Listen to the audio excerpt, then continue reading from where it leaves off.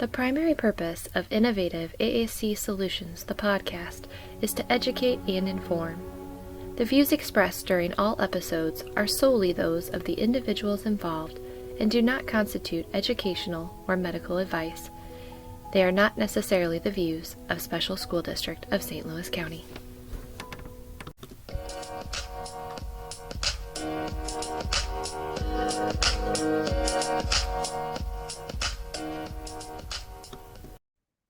Laura Hayes here, and we're back for another mini episode of Innovative AAC Solutions. And this one is going to be super functional and I think super practical for you guys in the classroom as we're getting started with really trying to dive in to literacy and how we can support AAC users and emergent literacy learners. So the resources we're going to be talking about today include a cycles instructional chart that you can start using immediately for your letters and sounds of the day, as well as some tactile letters that you can find either off at Amazon if you have a list going, or if you want to just jump over to the IRC here, we have some available as well. But before we do that, let's dive into another literacy joke. And this one is very simple. I think it's kind of ageless, and one a little bit unexpected. So why can't pirates sing the alphabet? Why can't pirates sing the alphabet? And no, it has nothing to do with R. It's because they get lost at sea. Because they get lost at sea. Okay, I can't be the only one that thinks that is hilarious. And I am definitely going to be giving my kids that for Halloween for a joke if they want it, because I just think it's so great, so cute. So let's dive in though. Let's dive into this little mini episode so you guys can unpack and see these gems. Make sure you check out the notes and the resources on the website that we'll link in the video and episode.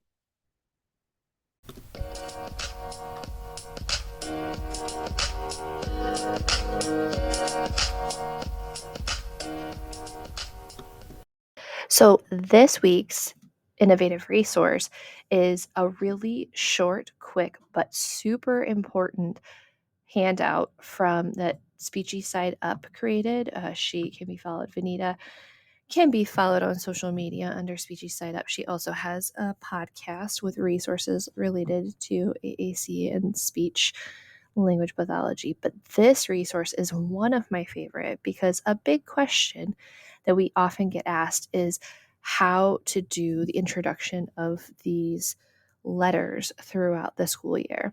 And one thing that we know from Karen Erickson and David Copenhaver's Comprehensive Literacy for All is that we need to be cyclical in a letter of the day versus a letter of the week or a thematic unit with these students so that they get more exposure. So this resource is one that you can immediately put in practice. You can take back to camp and use tomorrow. It has 6 instructional cycles for letters and sounds. Cycle 1 starts from most to least frequently occurring. So as you can imagine, we have E, A, R, I, O, T, N, S, and then so on. Then cycle 2, we can go in alphabetical order. Cycle 3, sounds in letter name first.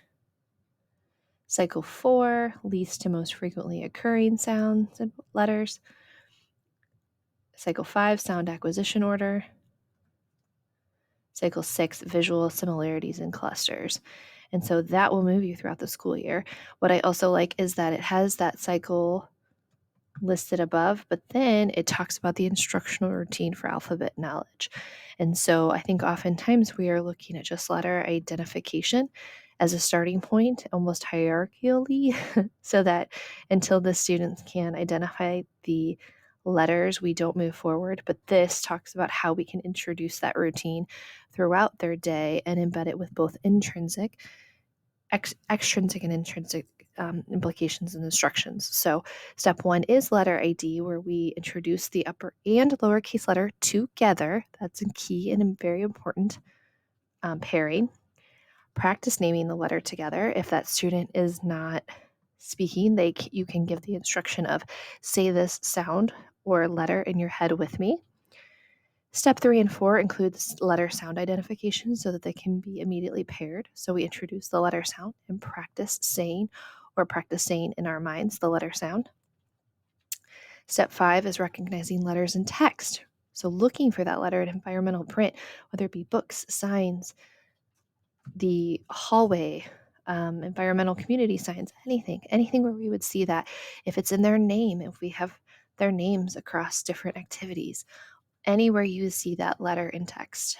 And then step 6, 7, that letter formation. So introduction of how to write those letters or form those letters and practice writing and forming upper and lowercase forms of those letters.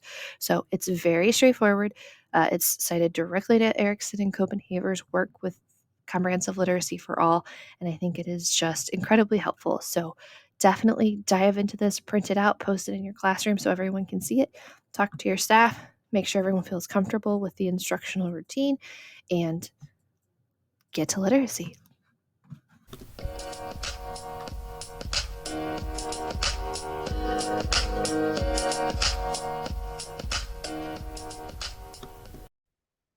This week's activity, this innovative activity I'm about to share with you, you shouldn't have favorites, but it might be my favorite. So if anyone knows me, I am a kinesthetic learner. I learn by doing. And this week we have tactile liquid letters. But I'm going to also share with you how to make your own tactile letters because I think it's so important for sensory learners and emergent literacy learners to have that opportunity to play with letters in a really fun, tactile way where they're able to manipulate them and do things with them. So Tactile Liquid Letters is again from Lakeshore, one of our favorite resources. It includes 26 letters in 6 colors and 2 different textures to explore touch and sounds. So you can work on letter recognition, beginning sounds, alphabet sequences, phonological awareness, all of those good things. You could do some independent writing with these letters. The one thing I am not a fan of this out of the box resource, though, is you can see that every single one of these letters is uppercase. So we're missing the lowercase letters. So I don't love that. I do love how big they are. Like, look at how big these are. Here's my finger. These are almost double the size. I would say these are about 3 by 4 for most of them, at least 3 by 3, if not 3 by 4. So they're big. They're big. Think about our students that maybe have BI or just have a harder time grasping things. These are big enough that we can absolutely give those to those students. So they're different colors too. We've got purple and red. We've got blue. We've got yellow. We've got pink even. And so I love that about them. They're very versatile. The other thing with this though is you can actually make your own tactile letters. It doesn't take a ton of resources. Like you can even have your students help you make tactile letters. Simply print the letters on cardstock and or laminate them depending upon kind of your finished product and what you want it to look like.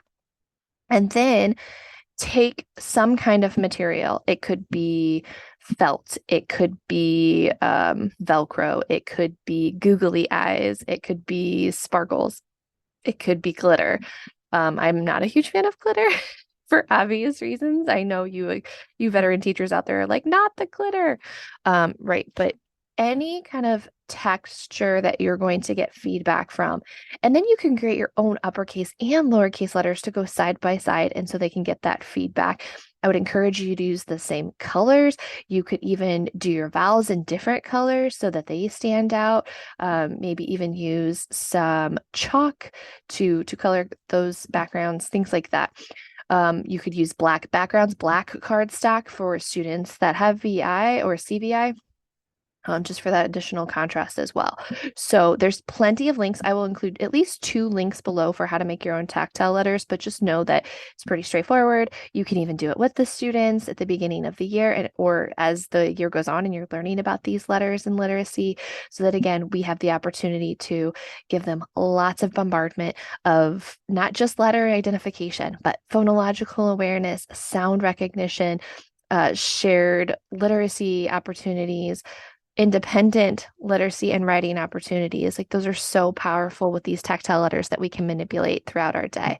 So definitely check this one out as a starter. It's Tactile Liquid Letters from Lakeshore, and just get exploring with tactile feedback and tactile letters in your classroom.